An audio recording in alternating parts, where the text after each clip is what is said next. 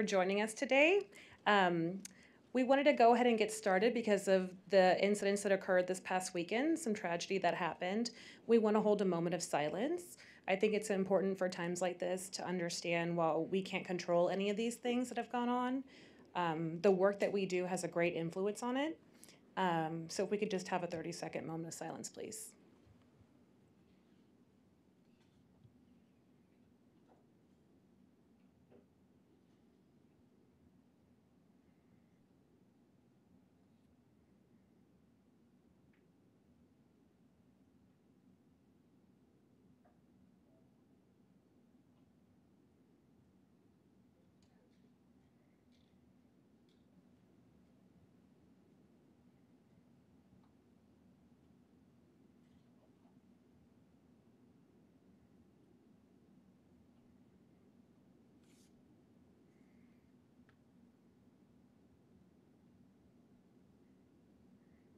Thank you.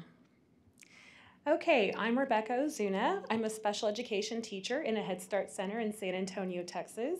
I'm also a national trainer for managing behavior in school communities through the American Federation of Teachers, and I'm a commissioner with the work with the Aspen Institute.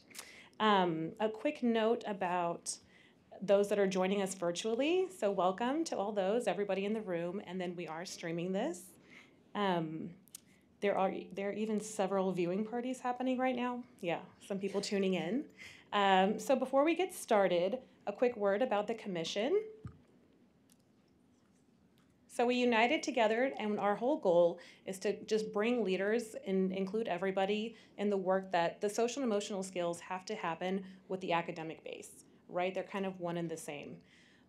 We started hearing just from around the country how our students were going into the workforce. They were being hired on merit and fired on social and emotional skills. Taking constructive criticism, managing time and projects, the skills just weren't always there, right? So we built a model, and we wanted to, yeah, just keep going. We wanted it to show how, we're working really hard to kind of be the intersection and pinnacle of research with practice and policy.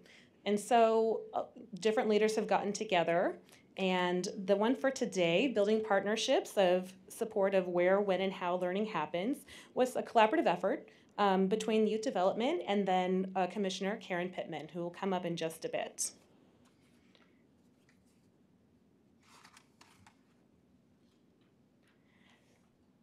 So, there we are. There's our consensus and coalition. And if you can see, we kind of work from the ground up. And like I mentioned, different leaders from around the community, not just educators and professionals, but different people in community engagement and kind of pulling everybody into all this stuff. Okay? If you are live streaming with us, we would like for you to tweet at us at Aspen Seed. Some of the questions will be taken in consideration for the panel and the different people up here, okay? So just a quick few welcoming thoughts. I mentioned I'm a special education teacher in a Head Start Center, and a lot of times we think about our own student success and their family achievement, and we have to kind of connect them to different resources outside of school, right? It's not all going to happen inside the classroom walls. So one big thing that I like to share with people is some of my students' parents are students in the local high schools, and so they don't always have the best resources and different things. So when I think about building partnerships, that's the first thing that comes to mind, right? Excuse me. When we went to Austin ISD, they have a collaborative effort about whole child every day. And that's just something that's really important when we think about student and family success.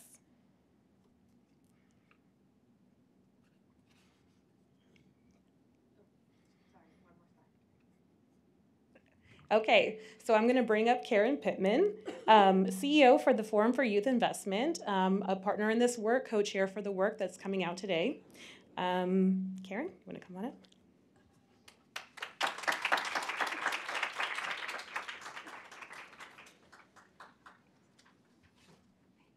Great. Thank you. It's really great to be here. It's always great to see you all, and it's particularly great to be here to announce that we have officially come in on time, delivering the last I won't say the best, but I will say probably the fastest of the Commission's reports and briefs on a very important topic, which is partnering. So let me just take a minute, for those of you who haven't been with us before, to give you a little bit of background about how we got to this place, and then talk a little about the recommendations that are coming out of the reports to tee up the two terrific panels that we have coming up.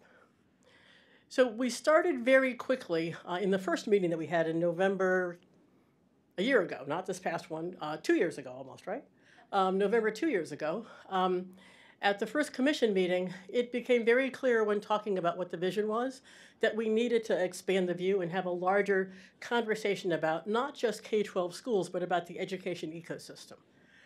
This became a very complicated and ambitious picture of all the folks that are involved in that ecosystem, not just those who work directly with young people in their communities, but the influencers and implementers all the way up to governors, et cetera. What we decided to focus on was that ring right around school, the local community. Who are the partners that are often in the local community that are contributing to learning and development, and often partnering or wanting to partner with schools or wanting to partner more effectively with schools. So how did we zoom in, understand what they're doing, what their contributions are, what their voices are, and what their interests are in really strengthening those partnerships. And so that's really where we went to develop a work group, a youth development working group that really came together. About 40 organizations, a pretty diverse group of folks that had already signed up to be partners of the commission, really decided to contribute more time to coming together.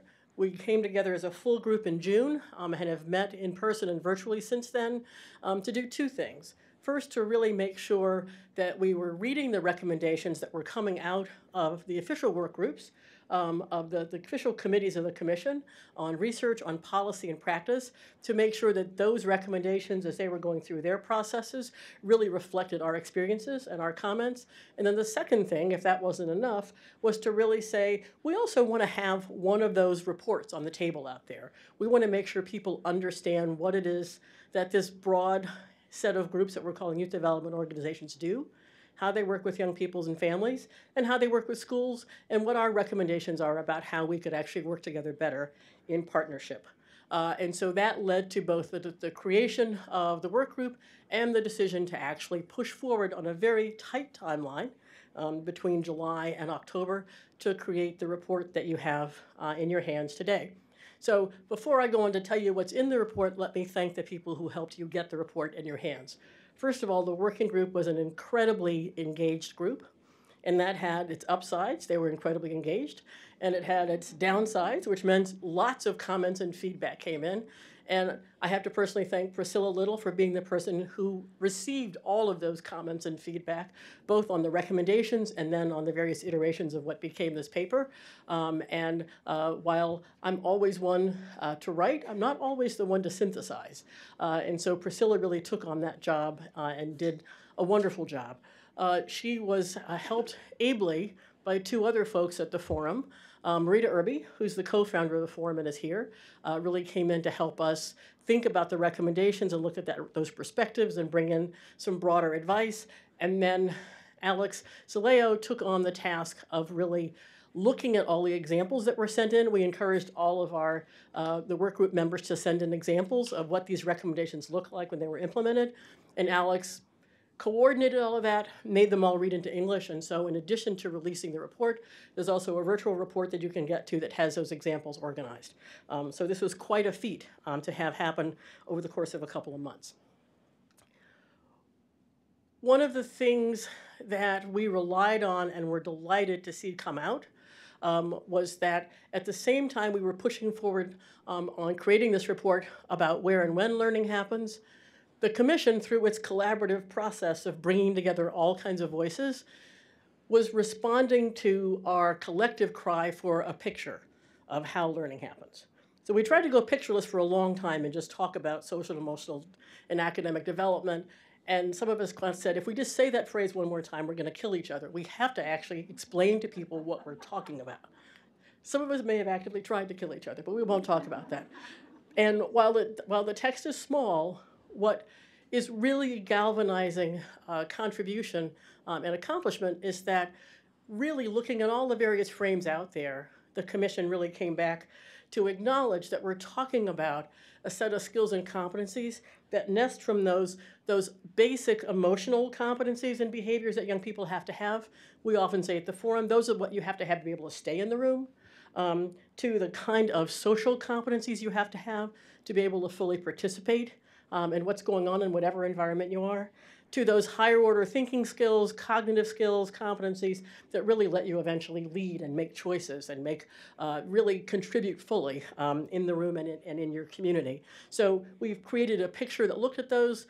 Jackie did a great job of making sure that that graphic was vetted across. So again, in this sense of integrated partnership, lots of input led into this. It's not just a solely developed picture, but it goes beyond that to say that really getting to those skills and competencies is only the beginning of acknowledging that they contribute and build into the attitudes, the beliefs, the values that young people need to have in order to really be successful in life. And that then pushing backwards, that thing in the center, if we're going to really fully support the development of that full range of competencies as well as the delivery of whatever kind of content we're offering, we really have to look at creating high quality learning environments. And that's really the center of what this whole conversation is about. So we're delighted to have had that picture to build off of, because when we met together as a group, what we did first was to share our pictures, and all of those ideas were represented in what these set of organizations do. The picture that I'm most excited about personally is the new picture that we're introducing into the SEED Commission's family of graphics. And that is the picture of where and when learning happens. And I've said it to some of you individually, but I want to thank Ross, Head of Education and Society here at the Aspen Institute, for having the foresight to have a meeting last July around SEL and equity that brought folks from state and local education folks together with education funders and others to really talk about how this all fits together.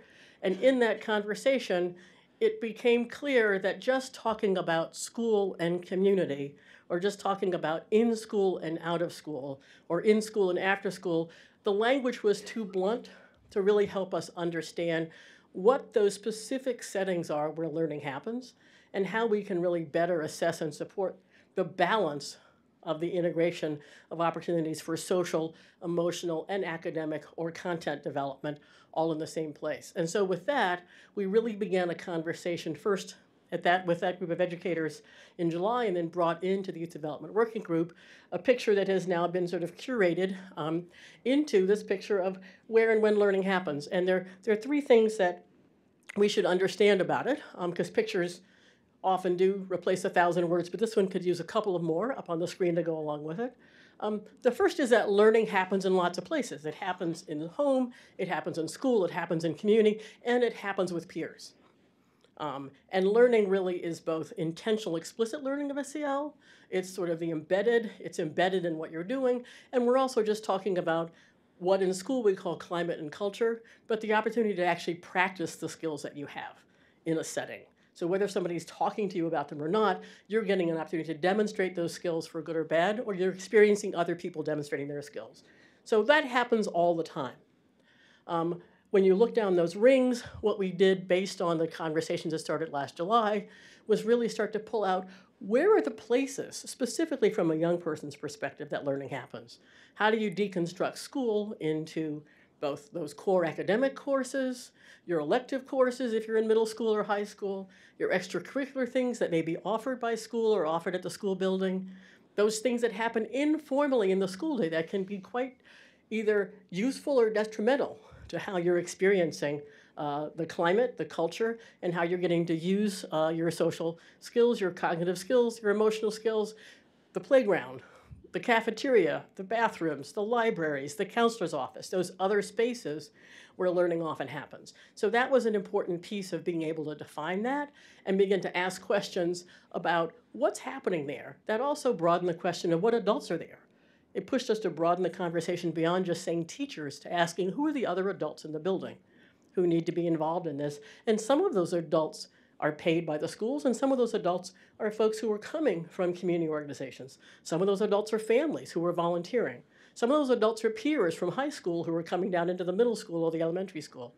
So what we were trying to do with this graphic was to really acknowledge that The more we can be nuanced about defining where and when learning happens, gives us an opportunity to do two things. One, to actually ask who's supporting that learning, and are we doing enough to support those adults who are supporting that learning? And then the second was, and I'll talk about this more in a minute, was to then ask, well, where is learning not happening? Where are we not maximizing the opportunities? Either because young people don't have access to these kind of supports, or because we're really not looking at the quality of what's happening there. They're spending their time there, but it's not high quality. So those are the kind of conversations that we began to have. Let's go on to what we ended up talking about in the report. And we put out a set of recommendations, and you have them, so I'm not going to sort of talk through them in detail. But again, there are the recommendations that are in the brief, and then there's examples of how these recommendations are playing out nationally and across the country in the examples that you've also been given a link to. So the first idea is to really get youth development partners to the table. Expand the table to set the clear vision of what's going on. This promotes consistency across learning settings. It also allows us to broaden the definition. The more people we have at the table setting the vision, typically the broader the vision is. So that's our first broad recommendation. Bringing youth development practitioners, administrators, funders to the table broadens where and when learning happens and also reinforces our discussion about how learning happens. It also can help you more easily bring young people and their families to the table because these organizations often have a more direct and informal relationship with those groups. The second recommendation, and this is one that's echoed throughout all of the Commission's papers and will come out in the final report, is that we need to strengthen and expand adult capacity.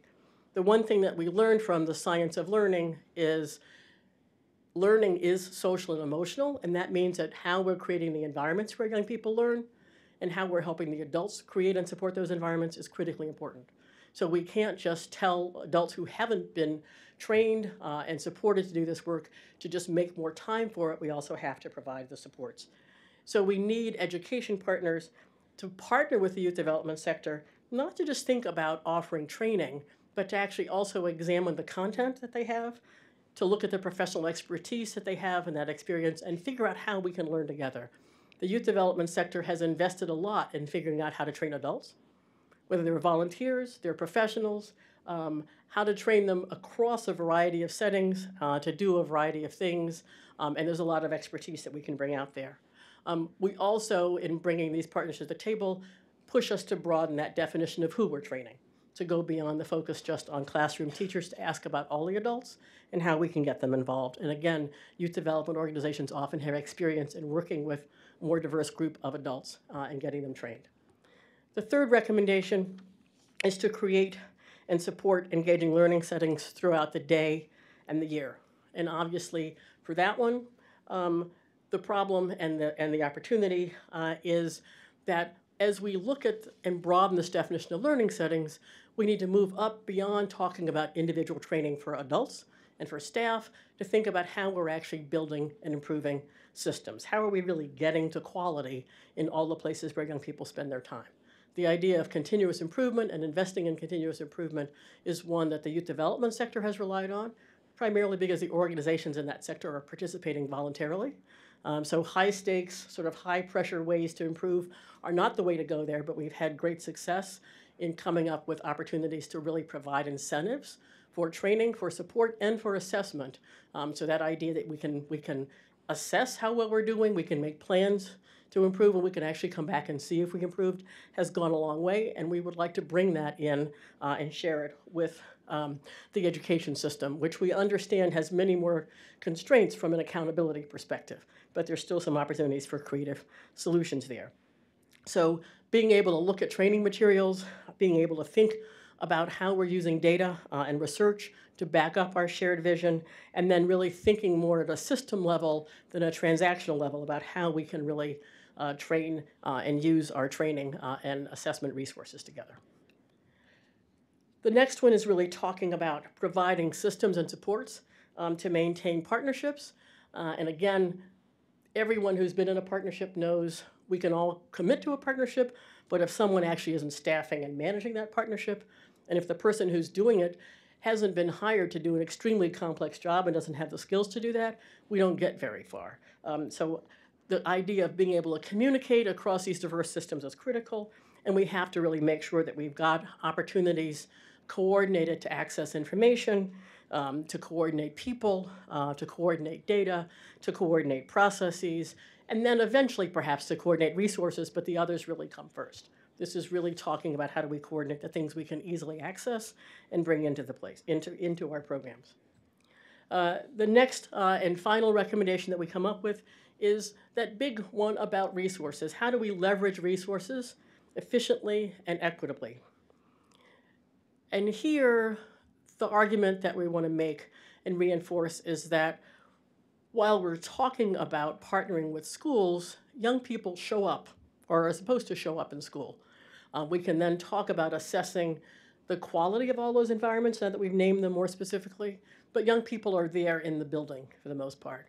When we broaden our commitment to expand opportunities beyond school, we actually have to recognize that the resources to provide opportunities in those spaces aren't always there. So how do we have a conversation that starts with a vision and a commitment to have that broader space about where learning happens and how learning happens and when learning happens, and then recognize that we can actually sit together as a community and identify a broader set of resources to support that vision. This is not putting the burden all back on schools that are already strapped for resources.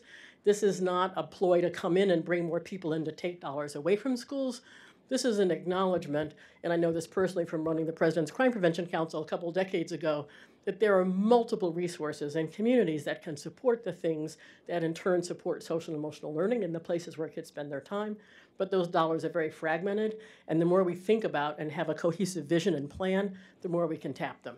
The last thing in my last minute is a collaborative call for action, and these are 4 bullets that, as we talked about it, really emphasize the idea that when we take this broader vision of where and when learning happens, we're actually putting out a bolder call for us to address issues around equity.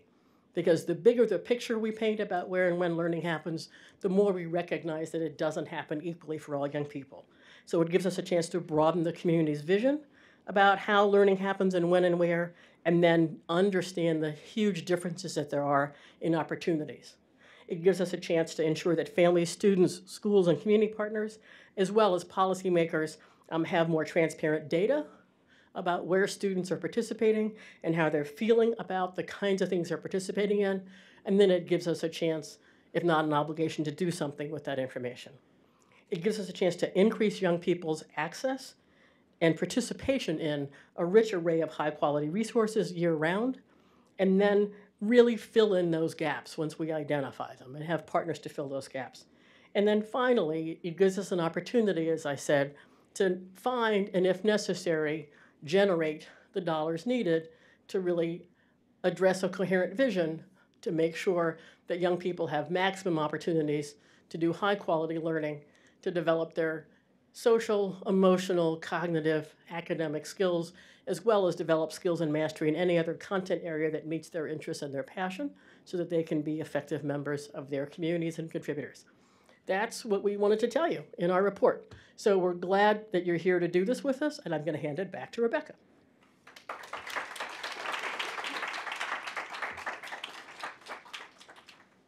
Thank you so much, Karen. Okay, at this time, we'd like to welcome our first panel. So we have Priscilla Little, the co-author of the brief and also a consultant for the National Commission, Ashana Smith, the CEO of the Urban Alliance, Stephanie Graff, Youth, Family, and Community Development Issue Leader with the Cornell Cooperative Extension in Jefferson County 4-H, and then Sarah Campbell, who's the Executive Director of the Portland, Maine Public Library. Thank you. Thank you, Rebecca. So I want to just, again, thank everyone who contributed to the brief and the Youth Development Work Group. And in addition to everything Karen said about the group, I think one of the mostly delightful parts about the members of the work group is that they represented affiliates and networks. So the input and the feedback we got actually was really exponential to the 40 that were actually participating in the group. So again, thank you all for leaning in. Mostly thank you for leaning in and helping out. We're very pleased with what we hope will be a document that's useful to the entire sector. So as a companion to the brief, we compiled a set of examples on how youth development organizations fill the developmental spaces across the where and the when framework to support social, emotional, and academic development. But there's nothing like bringing words on a page to life. So the purpose of this panel is to hear from 3 very different youth development organizations to provide examples of when and where they partner with schools and districts to support the integration of social, emotional, and academic development. Rebecca told you who these 3 women are. I've asked the panel to prepare 2 questions, and I'm just going to read the first one. It's a big one, and they got to choose what parts of it they want to ask. So first, what does your organization do, and how does it support the integration of social, emotional, and academic development in partnership with schools? And in answering this question, please consider when and where you work with young people. Tell us about the settings in which you operate across the day and the year. And then please touch on one of the recommendation areas, and Karen listed out the 5 of them: vision, adult capacity, learning environments, partnerships, and then leveraging resources. So that's a big fat set of questions. You all have thought about which ones you'd like to tackle. And we decided to start with Stephanie because I'm assuming you'll let them know that you have a little bit of a military background, and she's going to set the tone for keeping us on time, channeling General McKinley. Oh, that's a big tall order. Okay, thank you. The organization that I represent is Cornell Cooperative Extension of Jefferson County, and we're in upstate New York, so upstate that we had snow yesterday morning when I left to come down here. We're about 30 minutes from the Canadian border. Also, Fort Drum, which is home to the 10th Mountain Division, is also within like 10 minutes of where I work. And as Priscilla said, my husband and I both served in the Army. My father served in the Army, and our daughter is now currently serving in the Army.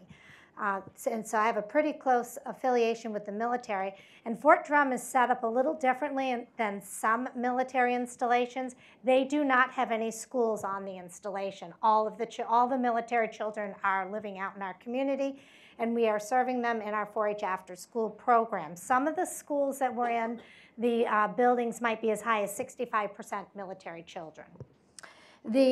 Also, I wanted to mention the organization that I'm with. We have about a $8 million annual budget. We employ 130 people, and we've been in existence for 108 years. The Youth and Family Program area, which is what I'm primarily responsible, has 85 employees. And 4-H, do I have any 4-Hers in the audience? I always ask that question. All right, because there's usually a couple. Welcome, I'm glad you're here. Back me up if I give any false information, because I'm also representing 4-H. They are a partner with the Aspen Institute. 4-H has 4 delivery methods. One is we own our own camp. It's 177 acres. It's called 4-H Camp Wabasso. That's one way that we deliver the 4-H curriculum and the programming. Another way that most people are more familiar with is our 4-H club setting, and then also our 4-H community education outreach programs that we offer. But I'm here today to talk about our 4-H after-school programs. So in our area, we are serving 7 different school districts with 4-H after-school programming, and within that is 20 different school buildings. We're serving pre-K through 12. Each building's a little bit different. We are serving about 1,000 children every single day in the after-school setting. We also have morning program, after school, and summer programming. And we have 5 different funding streams. It's all grant funded. It is 100% grant funded. We use New York State Office of Children and Family Services Advantage After School Funds. We also, the governor of New York has new after-school funds called Empire after-school funding, so we're able to access some of that. Also, 21st Century Community Learning Center is our biggest. We have a grant, but also one of our local schools has a grant and subcontracts with us for that. And then the more unusual funding, because we have such, if schools have more than 50% of military students that they're serving, they can apply for Department of Defense educational activities grants. And so a number of our schools have that, and they're funding us with some of those funds also to offer the after-school programs. The way, I know one of the questions that was asked or addressed up here in the 5 priority areas is the qualifications of what do your staff look like? Well, ours are meeting the demographics of the local community. We are fortunate to be able to hire military spouses because they're moving in and out of the area. So normally it's really, we have them for 3 years, but we're happy to have them for those 3 years. And so that works really well. 75% of our after-school staff do have degrees higher than an associate's degree. 14% hold a master's degree, 40% a bachelor's degree, and 21% have an associate's degree. So 75% or higher. In our after-school programs, we're focusing on the national 4-H mandates, which are civic engagement, community engagement, civic involvement, kind of rolled into one. Also healthy lifestyles, healthy living, and STEM, science, technology, engineering, and math. But what we're trying to do with those 3 mandates and what we strongly focus on in the after-school program is getting them job and career and life skills ready within that. And we have either our own maker spaces in the after-school programs or the schools have the maker spaces. We also have student-run entrepreneur programs, and we're also focusing on activities that meet in-demand industry. So I'll stop there. I don't see the flag waving, so I stayed under my time limit. Do we have a little bit more time for this question? Yeah, Yeah. we have about a minute left. Yeah, so can you, in the minute left, talk more specifically about your partnership with the school? Once you're in, like, what does that look like? Is there someone who helps you get in the door? Is there a partnership coordinator? What does that So look that like? would be me. Okay. That would be, so that would be me. I was going to talk about that later, but I can. Yeah, jumpstart. Oh, okay. So, well, I'll probably run out of time if I get started with that. But so I primarily am the relationship builder and the partnership person with those 7 different school districts. We are in the start of our 14th year of offering 4-H after-school programs in 2 counties. I don't know if I mentioned that, in northern New York. So I've been with the organization for 12 years. When I started, we were serving 75 children and had maybe 8 staff, and now we have 85 staff and we're serving 1,000 children. So it's just evolved over time. We have really strong, relationships and partnerships, and it's a lot of community building. Yeah. Okay, thank you. And I know you'll give more advice later in the second question. But Sarah, do you want to tell us about the libraries? Sure. Thank you so much for the opportunity to be part of this panel and part of this very special event. It's really exciting.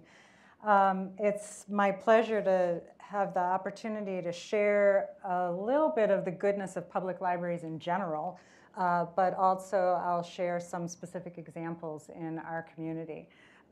So I think it's fair to say that everyone knows what a public library is. Maybe not everybody is as aware of what public libraries are doing, especially what we're doing these days, and what a strong role that public libraries are playing in the education network.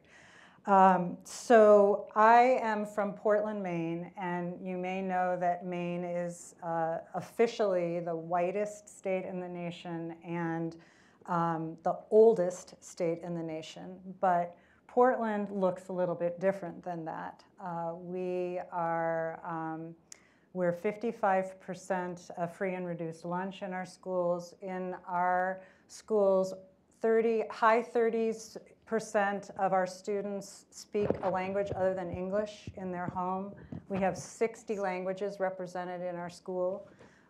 So translation isn't even really an option for the kinds of things that we need to communicate.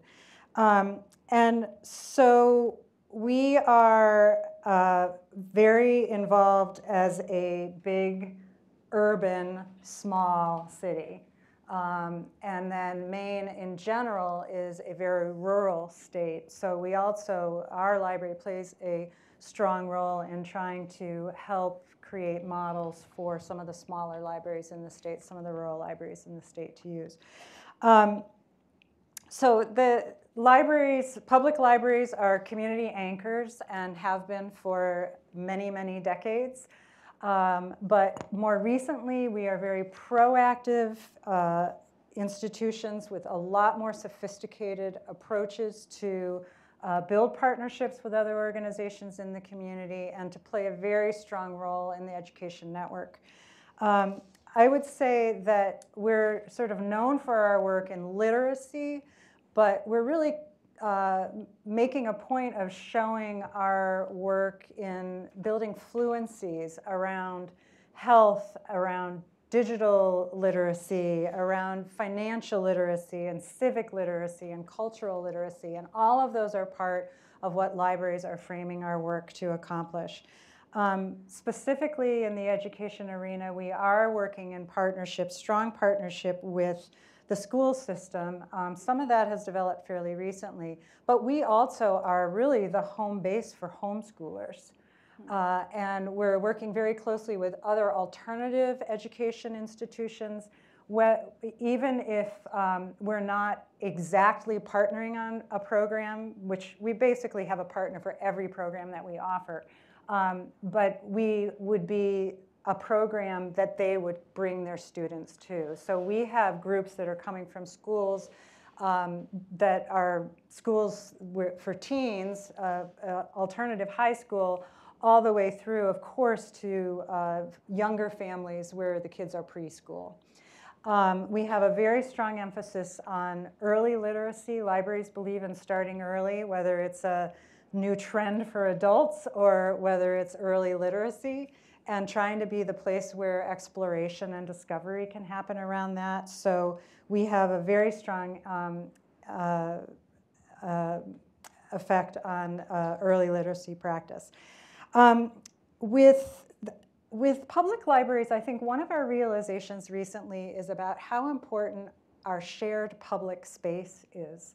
There just isn't very much shared public space anymore where it's free and where the commitment is that it is welcoming and inclusive of everyone. And so we wear that very strongly, that good things happen in the space of the library because of the diversity that meets there, because of the ways that people are pursuing their own choices in the library, and they're developing a love of learning on their own terms.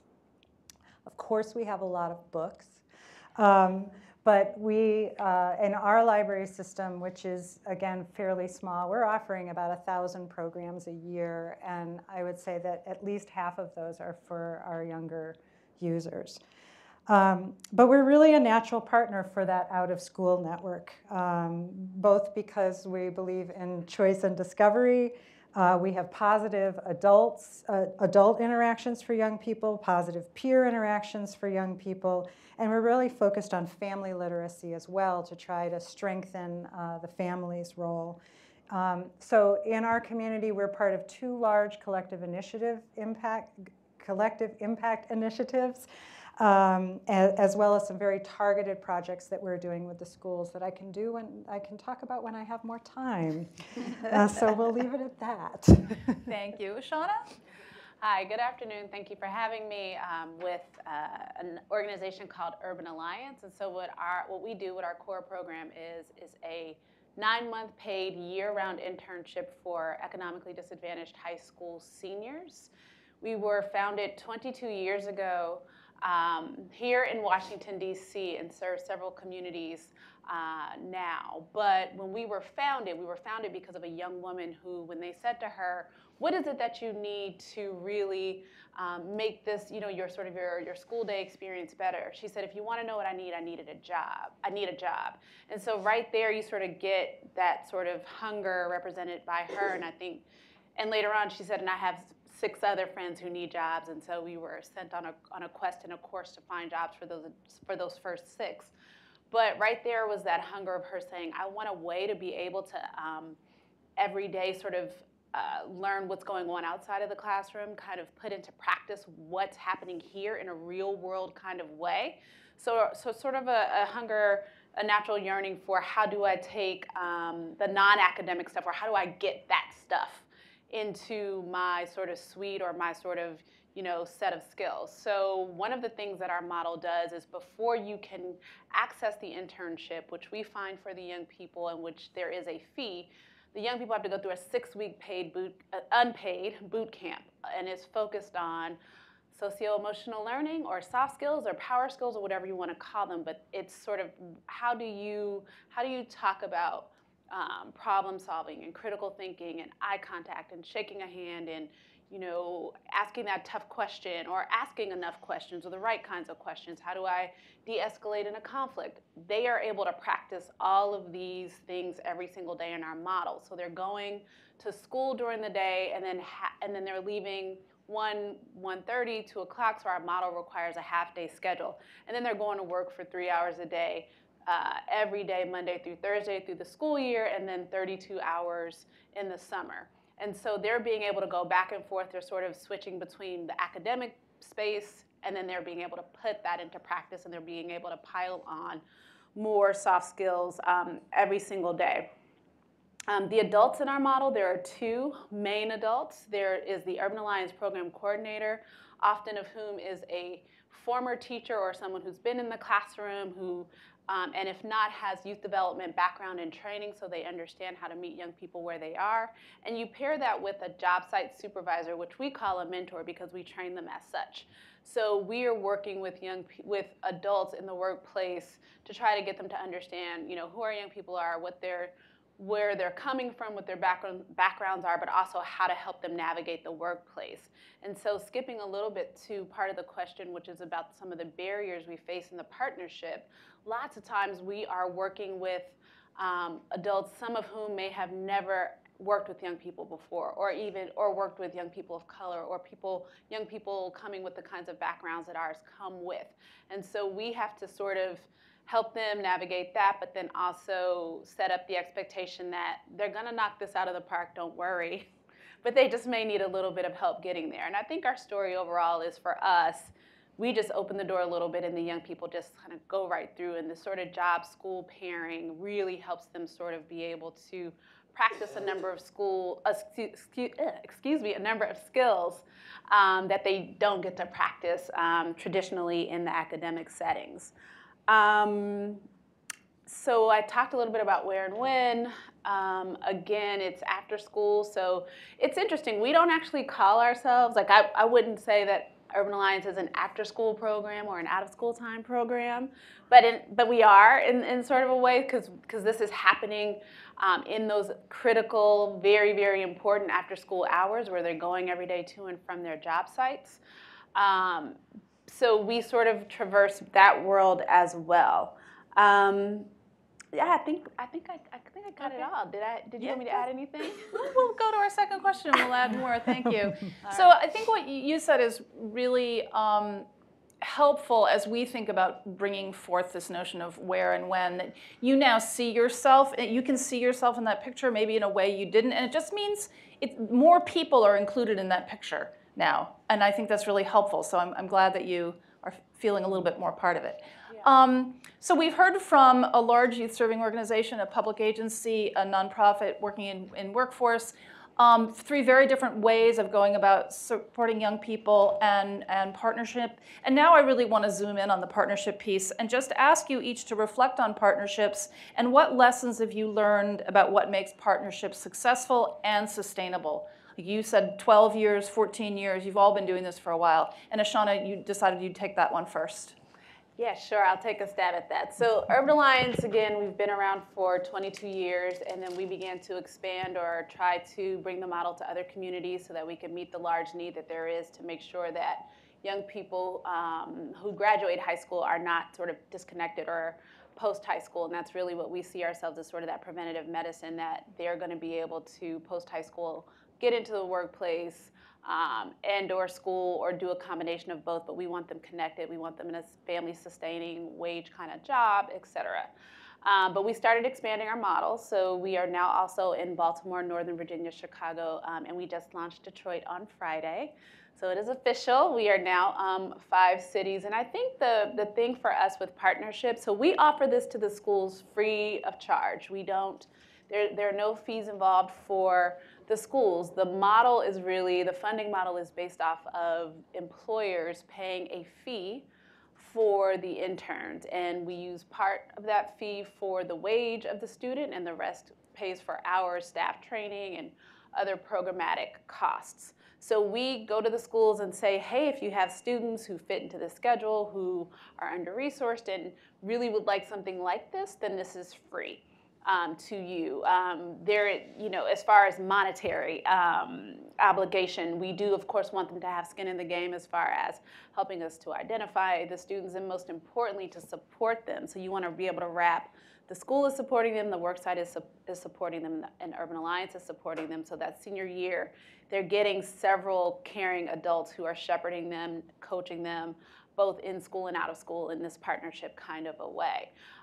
The one thing about partnership that we were talking about this in our prep call, is that I think the key to it for us is to how do we constantly be a resource to the schools. We think, we as in the collective sort of nonprofit or industry, I think, or sector, sometimes think I don't want to be negative, but I feel like sometimes what we have to offer may not be a gap or a priority at that point. Or maybe a gap, but it may not be a priority. So I think sometimes we have to make sure that what we're offering is what the school needs and what they need right now, and that it's top of the list. And it's okay. And if it's not, figure out other ways to support them. And I think that once the school sees us as meeting a need that is a priority to them, because clearly they have a very long list, but they can't get to everything at once, then that partnership becomes a lot more robust and a lot more, less us knocking on the door and saying, hey, we've got this great thing, why don't you want it? Mm-hmm. When we really need to be saying, hey, do we fit into your agenda? Do we fit as a priority? And if not, when do you think that might happen, or what can we do in the meantime to help you? I think that once that sort of paradigm flips a little bit, then it's easier for the schools and the like to be able to want to support the employers. That's a whole other 5-hour conversation of how partnership works with them. But I think it's similar that we have to sort of hit that sweet spot of providing a student who's actually going to actually do real work and take something off their plate. Mm-hmm. Even understanding, though, that these are 17 and 18-year-olds and sometimes 16-year-olds who are still learning, but we still have to show the value to the employer while at the same time supporting the young person from that youth development space. So there's this interesting tension between sort of the youth development work and the sort of talent pipeline piece, right? Because employers want talent, need talent. They know that they can't find enough workers right now, especially, and then they know that they need diverse talent. So we have something that they want, but what they want at 17 and 18, sometimes there's a conflict there, and that we have to show them that there's a stair-step sort of set of skills that we're teaching, and we need to teach together, and that they can surely get there as your talent pipeline solution, but we need to work collectively on that. And then because the flag hasn't gone up, I'm close. Okay, I'll say one more thing about skills assessment at Urban Alliance, because it is a partnership across the schools and the employers, which is that we do assess the skills of our interns 3 times per year. That we have a set of 10 or so that are benchmarked and researched per 21st century skills that we think are portable skills, skills that no matter what happens with AI and the like, our students ideally will be able to still be, talent that is wanted, because they're going to be able to show up on time. They're going to be able to problem solve and have critical thinking, et cetera, et cetera. So anyway, we do assess them 3 times a year, and we're working closely with the employer to make sure that we're seeing growth development and growth benchmarks all along the way, and that's a core part of our model. And the students are also eligible for a raise depending on how they do. So we're trying to also sort of do a microcosm of the real world for them in that space with the skills. So I'll stop there. Thank you. Sarah? Those are great points, and I would relate them to any partnership, that you absolutely have to have a mutual goal that you're fulfilling, and be really clear about that and have it right-sized. So a few specific examples from the work that we do with the schools in particular. We recently have enacted something that a lot of public libraries and public schools are doing together, which is to have a library card for every student in the school and to create just a much easier, much better integrated relationship so that students see that they have the option of the library to pursue the interests of their choice and to be a lifelong learner, really. It's laying the foundation for that. We're calling it a SEED card, not like S-E-A-D here, but S-E-E-D, but that's for student education, entertainment, and discovery, because it's really all three of those things. It's the education, but it's also the delight, and it's also what you don't even know that you want to know, and you serendipitously come upon it. So, so that's our SEED card initiative. We're also working on putting kits, Talking is Teaching kits, into some of the programs around the community, like the General Assistance Office and the Maine Housing Authority office. So and that's meant for families to start having some tools for early literacy, because one of the big concerns of the schools is school readiness. And then, of course, this is our sort of flagship work, is summer learning. And what we've done in Portland is aligned the after-school program, the summer school program of the public school, summer school programs at a number of other organizations, and the summer reading program at the library, and we're all using the same game. We've gamified it, and it's all the same game. And so there used to be confusion about, well, I already signed up for a summer reading program with this organization, and it wasn't the same as this organization, and so we've aligned that. And what that's going to afford us to be able to do is to share data, because the SEED card and that were the main ways that the schools and the libraries figured out that we were not violating FERPA by sharing student IDs. And so we're able to say these kids participated. You know, we're not a registered kind of programming environment, but we do know who's signed up for Summer Reading Challenge, and we can relate that ID to student test performance. We have not gotten there yet, but the notion of data sharing and the trust that's needed in order for that to happen has been established. So I think that that's a real gain for both sides of the equation. A couple of other points that I would just make about what I think are qualities of excellent partnerships, besides having very clear mutual goals that are right-sized. And they don't have to be too big, is the other thing that I would say. You know, we're part of these two collective impact initiatives that are looking at education goals as well as health goals and financial stability goals in our community. And those are writ large. Those are we've really created a framework that you almost might call formal.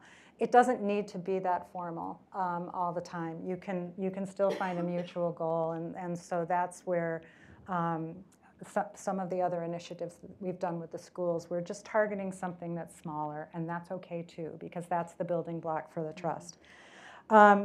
The other point that I'd make is that, and I'm going to quote actually the superintendent of schools, or the interim superintendent of schools, who said, the schools are lean and they're bound. Libraries are lean, but they're flexible. And so we found that we could kind of lean in to that relationship and maybe even give a little more at first, but once it's proven, it will balance out. And so I think that the schools recognizing that, first of all, they've been shamed and blamed into taking all the accountability for education, and now the point is that we're saying, you're not the only ones that are responsible for this, we're working on this together.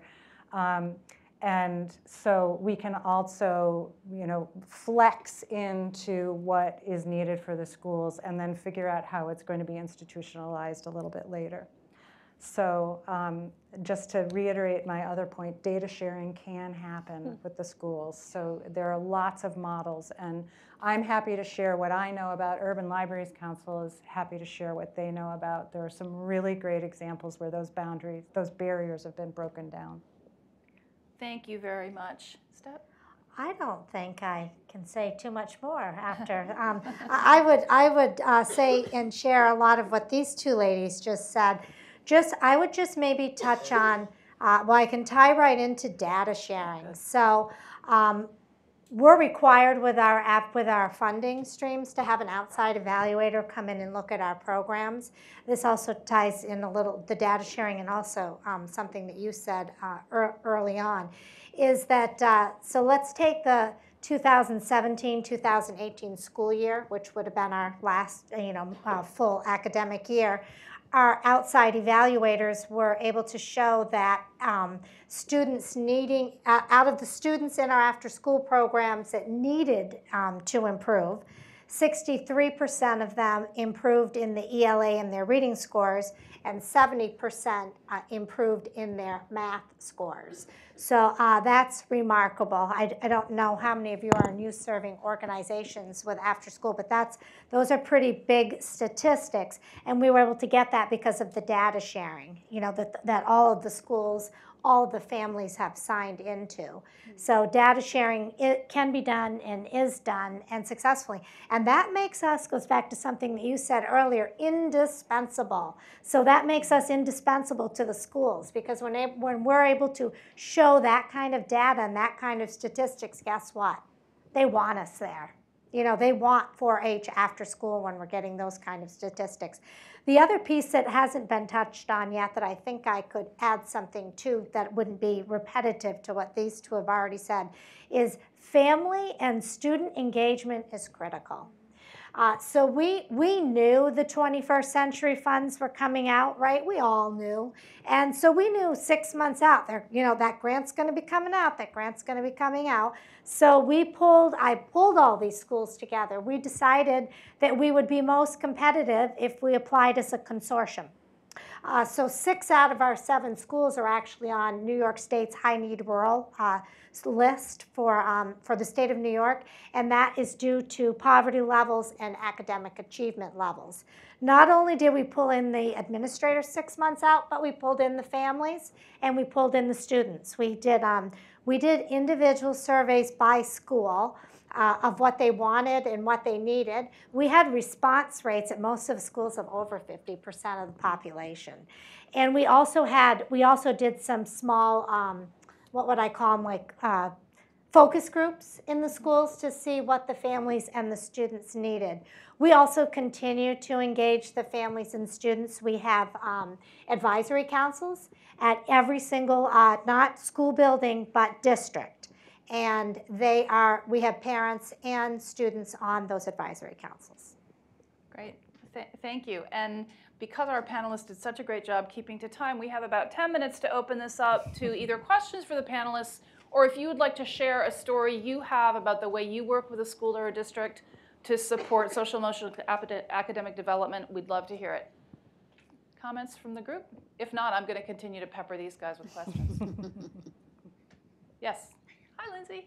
That's a good question. Hi, I'm Lindsay Wood-Jeffers from Higher Achievement. Great to see you. Hi, Shauna. I wanted to ask about if there's any scenarios with a school partnership where you didn't see the mutual benefit at first, but over time you were able to build that to be a win-win, or maybe even a win-win-win scenario. Anyone? Well, I have a story I could tell. I had a. You're being recorded. Yes. So no names will be mentioned, but I remember a scenario where we were already in a school and offering after-school programming. I think I shared this on our call, but of course I won't mention any schools or names. And the new school superintendent came in and told me right to my face, "This is my school, and I don't want you in it." And I said, "Well, okay. But, we have this grant, and we have 3 more years on the grant. So we're going to have to try to figure out a way to partner and collaborate. And we know we're a guest in your school." I make sure I say that, we're a guest in the school, and we'll do our best, basically not to get in your way. And we worked it out. It does happen. I don't know if you wanted a drastic example like that, but that it does happen. But she has recently retired, and we have a very good relationship. Worked out very well. So it does happen. I think what I would add to that is that there's a big difference between partnering with the administration, the superintendent's office, and partnering with the teachers, or in our case also partnering with the school librarians. And so you want to make sure that you're partnering with the best group of people for whatever it is that you're trying to accomplish. So in the case of the card for every student, that was something that we were talking about only with the superintendent level and the curriculum coordinator level for actually a couple of years. And we're bumping up against the FERPA concerns. And once we sort of had some examples to get ourselves past that, it really needed to go to staff who saw the need for having access to more materials and more experiences, and for sort of rounding out their curriculum goals. So there was sort of the initial, well, that sounds like a good idea, but no, we can't do it, to, oh, I guess we could do it.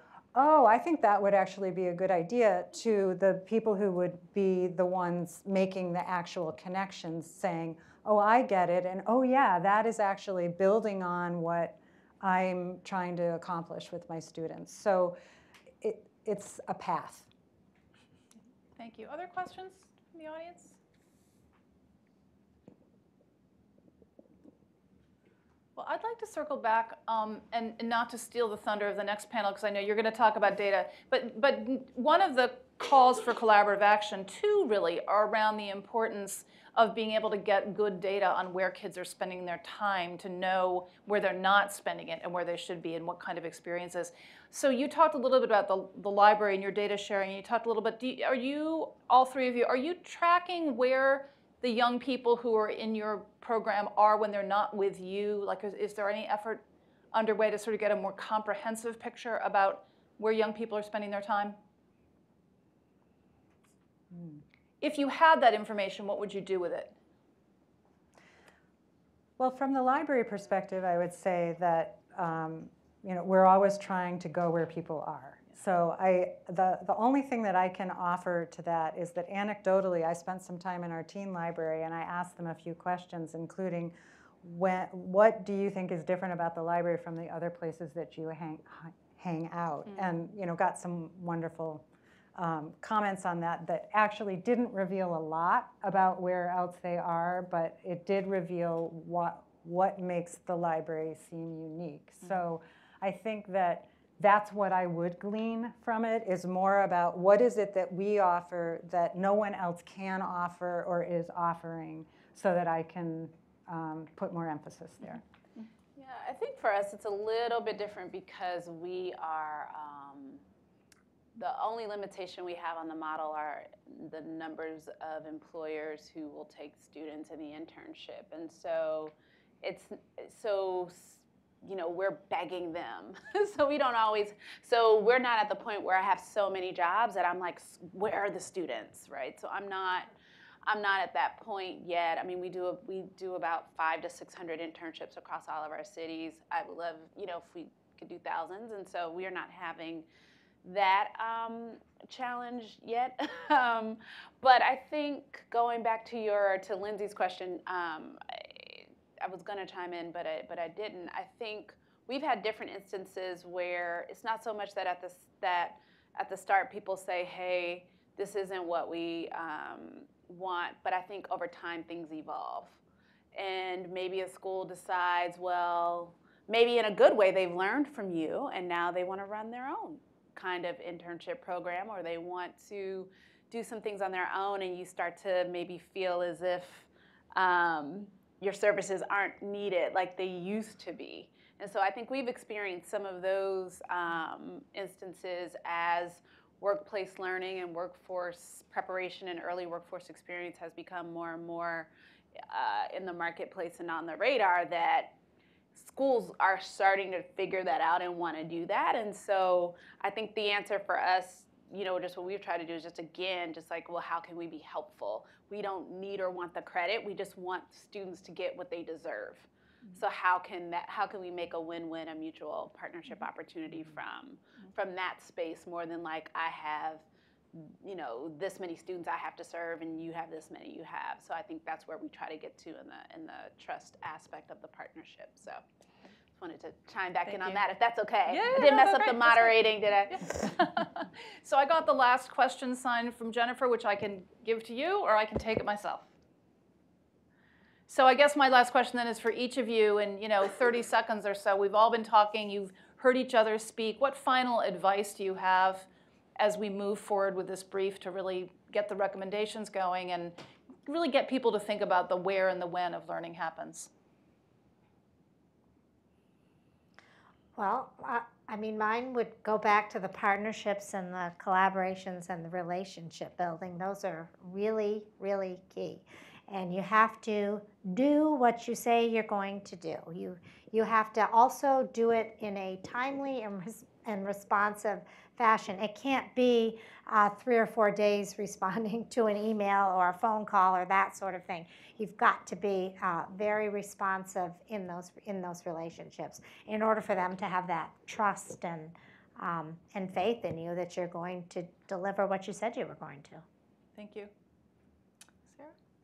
I think that I would put emphasis on the importance of recognizing that it is a network, and that we're all working towards these common goals, and that as much as we cannot duplicate one another's effort, the better. And I think that we have a lot of important, well-meaning work happening, and we're not always coordinated. So what I think is so valuable out of the work of this commission is helping us understand how we fit together so that we won't duplicate.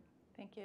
Shauna, last word. Sure. I think what I love about the report is that there's this emphasis that learning happens all over the place in all kinds of ways, different shapes and forms. And so my hope is that we can figure out those places where you have the high quality learning overlapping with the access, and then fund those appropriately, because I think we have to fund those places across our ecosystems to be able to, if we really want to do right by kids, that's what we have to do, is find that intersection, high quality learning and access to that, and fund that across the system. And I'm hoping that this report will be able to move that needle just a whole lot more, and I thank everybody who worked on it. Thank you, and I hope you'll join me in thanking our panelists.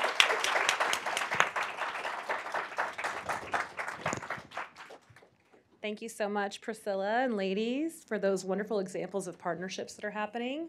It brings me to the thought that, it takes zero effort to sell the importance of academics and reading and math and testing. And sometimes it takes all the effort in the world to sell the importance of those social emotional skills. So thank you for doing that great work in all the spaces that you're in. And then our next panel is going to be here with Karen Pittman. We have Ebony Johnson, who's the Executive Director of Student and Family Support Services from Tulsa Public Schools. Aola Fortune, who's the Senior Director of Impact and Global Results with United Way Worldwide. And Rachel Wiggins-Chan, which is the Senior Program Officer with the Rodell Foundation of Delaware.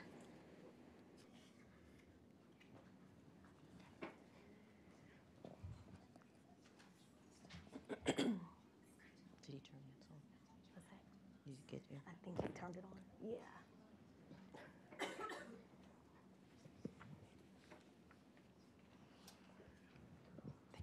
Just slide up so I can see you. Great. Well, that was a wonderful panel. And you set up many of the things that we want to talk about, including data, one of my favorite topics. So we'll jump right in.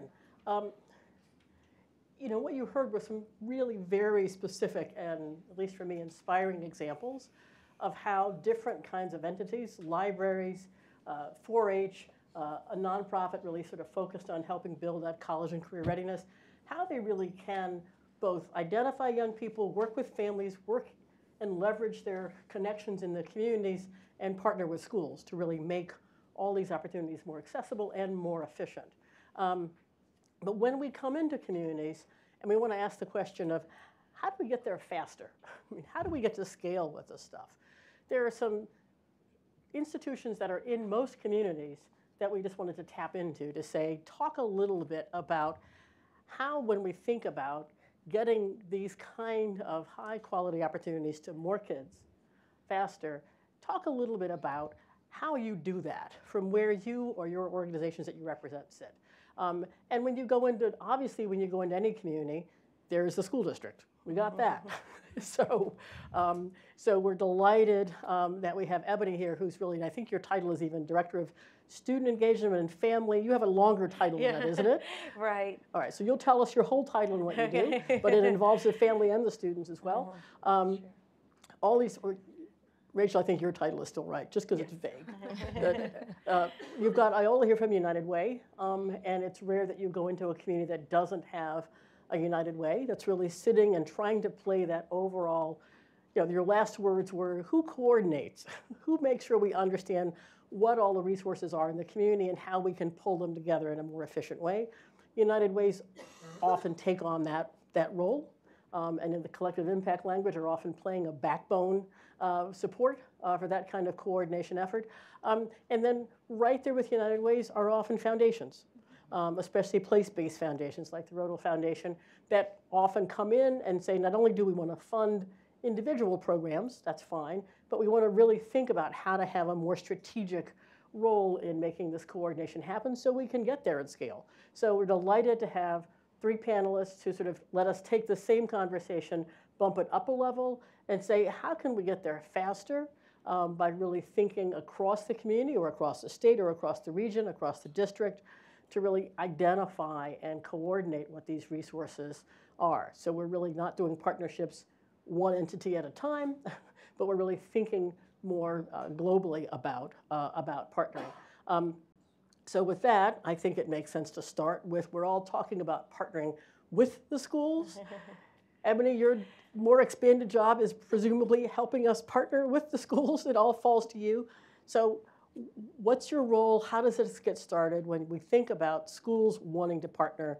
What does that look like? Thank you so much, Karen. I, first of all, just want to take a moment and say, wow, I'm at the Aspen Institute. I just got to say that, like, whoa, take a moment. And just thank the Aspen Institute, specifically the Youth Development Group, for hosting such a forum, and then thinking enough of our districts and thinking enough of Tulsa Public Schools to invite us here, so thank you. Again, my name is Ebony Johnson. I serve as the Executive Director of Student and Family Support Services. So a lot in that title, but essentially we do all things family and students, and we champion for what's best for them. So in our office, we're the department that is truly on the front lines for crisis and supports, and what it means to truly support the student through their academia. And so in that, when it comes to partnerships, one of the key critical pieces to partnerships is being able to truly articulate what is your plan. What is it that you are trying to do in order to move the needle? What outcomes are you attempting to get? And what is the vision and the mission around that? And therefore, how could the partners then fit into what you've then articulated? And a lot of that have to do with just understanding your data, knowing where you're trying to go, understanding families and where they sit in that conversation, and making sure that we don't make decisions around students and around what we think is best for students, but with the student actually there and in mind and getting their input. And so partnerships are critical in that the partner wants to know how can they then fit into, much like what was stated before with the previous panel, how do they fit into what's working best or could work best for their time, their money, their effort. So we're very fortunate to have the opportunity to partner with the Wallace Foundation. We're one of 6 cities that was selected for the Pacelli Grant. And it's amazing that we have this opportunity to really collaborate with the groups that really think about our district, but that are not actually in our district. Mm-hmm. They think about ways to contribute and ways to support and what's best for students both during the day and out of school. And so the challenge with that partnership is bridging it. And so as a former principal, I served in education as a school leader and teacher and dean of students for going on 20 years. And what I found is that truly in leadership, when the bell rings, when students get there, we're on. Let's go. When the bell rings for students to leave, we breathe and we send them on their buses and we send them on their way. And so to now shift that paradigm and to begin to think about students both before school starts, while they're in school, and then while they're in expanded learning opportunities when school bell has finished ringing, that's a difference. That's the difference. And then making sure that school leaders know that we're not giving you one more thing that you have to put on your plate, and making sure school districts know that we're not giving you one more set of expectations for you to have to carry, especially when you're carrying so much in public education. I happen to be in a district that we have about 38,000 students, and within our district, we are close to the lowest paid for teacher pay. And so there's a lot of dynamic around student-teacher relationships. What does it mean to foster a sense of belonging for our young people? And then how do we foster safety even in that? And so with our partnerships, we have to be clear that we articulate that those things mean something to us, and we really need you to help us to further that work. Okay, excellent. I'm tempted to ask you questions, but I won't. I'm sure there's a sign behind me, even though I'm not looking. Iola, United Ways, they're everywhere. We count on them. How do you fit into this equation, and why did you get into it? What does it mean for United Ways to sort of step into this, not just school-community partnership, but school-community partnership around really advancing student success through social, emotional, and cognitive development? Sure, and let me begin by saying it's a pleasure to be here with all of you today and have this conversation with someone I've worked with for a long time, longer than probably either of us care to mention, but it's been a pleasure. And what I'll say about United Way, I'm the Senior Director of Impact and Global Results at United Way Worldwide. We're based here in Alexandria, Virginia, the headquarters. But in the U.S., there are over 1,100 United Ways. At one point, there was a United Way in every congressional district in the country. We've done some consolidation since then, but we have 1,800 United Ways globally. We're a $4.7 billion enterprise, over 10 million volunteers that we recruit to be part of the solutions in community change every year. And so we're focused on, broadly, we're focused on the issues that affect individuals and families in community and your quality of life. That includes the right to a quality education, access to health and healthcare and health services, and economic mobility. So that's really about opportunity through employment and through wage growth. And so we experience those as individuals and families in a very interconnected way. And so United Ways at the 50,000-foot level, we work on all of those issues because we know that they're fundamentally interconnected.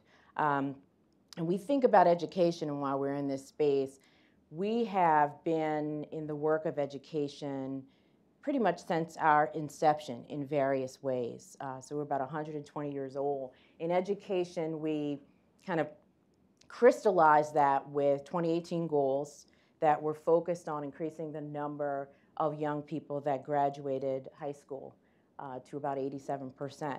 And so we've since moved the measure for 2028 to say we want 95% of young people in the U.S. to graduate high school prepared for college and career. And if you look at where we are right now, we've got a ways to go. We've got about 8% of young people that graduate prepared for both. And so we take a cradle to career approach. We work our strongest foundations and where we have the most United Ways making investment is actually in early childhood education. And so we have built off of that foundation, and that's access to quality early learning experiences. We've built on that to work all the way up the cradle to career pipeline to ensure that young people are ready for the next stage of their lives. And so we know that even if we're not necessarily leading the work in all of those spaces, we know that all of that is what needs to happen so that we increase the number of young people that are ready. And so short of early childhood education, if you look at our investments in education, out of school time is the second largest investment. So if you look at just last year alone, in 2017, collectively about 249 United Ways that reported invested $215 million in out-of-school time programs. And that runs the gamut. So that's mentoring, that's internships, that's summer learning and after-school programs, that's other enrichment opportunities. Many of the programs that are represented here today, United Way invests directly in, like your 4-H's, your Y's, your Big Brothers, Big Sisters, Boys and Girls Club, Girls Inc., just name it. And United Way is more than likely making direct investments in those programs in community. And so we know that because of that, that's one of the ways we're making investments. Because of that, we know that we're making a difference in terms of access and access to quality. So we have about 2.4 million young people in 2017 that through our efforts were connected to out-of-school time programs. We connected another 132,000 to job training. And for about 14,000 of those served, they actually were connected to jobs. So when we think about scale in communities and you look across community, not just within individual communities, we feel good about the kind of scale that we're able to reach when we're working in partnership with others in community. And so we raise money. We are a nonpartisan, nonprofit, philanthropic organization, one of the world's largest, but then we invest in what works. And so one of the strategies is that direct investment in those programs. But increasingly, what we were finding is that there were a lot of disconnected efforts. There were a lot of places where people were serving the same young people and didn't know, or where we had gaps in services and supports, or where there was a lack of alignment between the regular school day and what was happening for young people outside of school. And so increasingly, United Ways are playing this backbone role to say, let's bring people to the table. And sometimes that's a United Way table and they're leading an initiative, like a mentoring initiative in Pittsburgh, where they're bringing all the partners that are providing supports and services in about 24 schools together. They have an evaluator. They have a curriculum developer. They're bringing all those people together to say, let's work together to make sure that we can maximize the effectiveness and the efficiency of the work that you are all doing. And also leveraging volunteers as part of that. So that model in particular really builds on a volunteer base. Those are employees that run United Way campaigns that want to make a difference, who then United Way creates the structure for them to come in and be supports to young people through mentorship. So that's an example of the kind of coordinated efforts that United Ways are leading, because they've realized that in terms of they have a particular position in community, the connection with the business community, the ability to engage volunteers and to be boundary spanners, and to bring people together cross-sector and working in very close partnership with schools. And they have the relationships and the trust that is required to do that work at scale. And so we see that. And then the last piece I would say is, the role that United Ways are playing in that are then elevating that to another level to say, what can we accomplish together through shared goals, through having sort of collective impact approaches, which are even elevated further to say, we're going to hold ourselves accountable for the outcomes that we want to see for children and youth. And so how do we do that? Together, and United Ways are playing the role of evaluating that work, of investing in that work, of convening partners together, and of really investing in the human capacity to do that work as well. So I can get into sort of our staff, the work we're doing to develop and elevate the professional skills of staff that work with children and youth as well. Good. Right, I'm going to get to Rachel in 1 second, but I'm tempted to just ask a quick question to both of you. So for Ayala, when you're creating these tables to get to that larger shared accountability for a set of goals that are going to make sure young people are successful, college, career, life, are schools at the table? Are school districts at the table? How willingly are they at the table? And are they good participants? Oh, no pressure. No pressure, just ask. We're sitting next. So I would say the tables vary. It depends. I think what United Way focuses on being is a neutral, trusted convener. Mm-hmm. So we have a dog in the fight, but what we want to do is create a space where people feel like they can come in the room, and we're going to put our individual, sometimes organizational interests aside and really work on and focus on what we want for children and youth, and to be that space where people can take off their organizational hat and put on that hat. So, but depending on, that's not always United Way. Sometimes we're at the school table and we're in service of the schools and saying, what can we do? How can we help? And I think United Ways, who are doing this work at scale, who are working with multiple school districts, not just one district, but across multiple districts, and working in multiple schools, have established relationships built on trust. That's where they are now is not where they started. They might have started in one school, working with one principal, and they delivered results. And they brought in partners who were going to deliver results. And so they were able to build on that trust and relationship in order to bring more people together to the table. So sometimes it's our table, sometimes it's the school system's table, and sometimes it's another partner that's serving as an intermediary role in the community, whose table it is, and we're always trying to be value added regardless of whose table it is.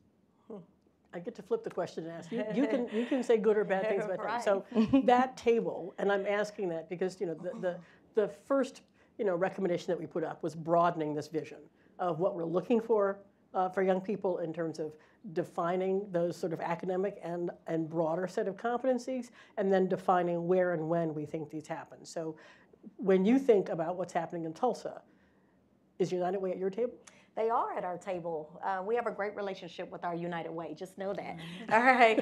And I will say that in any relationship, it takes nurture. It takes communication. It takes being transparent. And so I can say that under the leadership of our current superintendent, Dr. Deborah Gist, and our deputy superintendent, Paula Shannon, they are very intentional about us having what's called partner convenings, where we bring our partners to the table and have very real conversations about what's working well and where we need to tweak and what difficulties they may have with the experiences that they encounter with our schools.